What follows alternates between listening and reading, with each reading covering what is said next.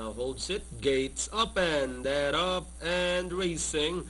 Dr. Choice draws for your lead. True Value moving up in between runners by the release Skyrick.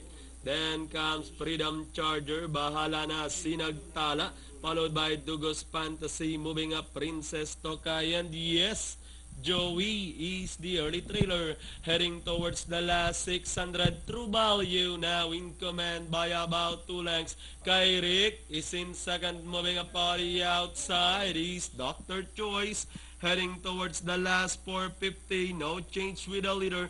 True Value this time by about 4 lengths, followed now by Dr. Choice down in third. Is Kyrick moving up Freedom Charger, Sinagtala. Then comes Bahala Na. Yes, Joey sneaking in down on the inside with the last 200 meters more to run.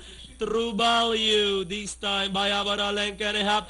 Dr. Choice moving up on the outside. True Value, Dr. Choice is on the outside now, moves up to take the lead, and finally Dr. Choice close with True Value. Then comes Sinagtala. Yes, Joey. Freedom Charger, Bahala Na. Then comes Dugos Fantasy, Kyrick, and Princess Tokay.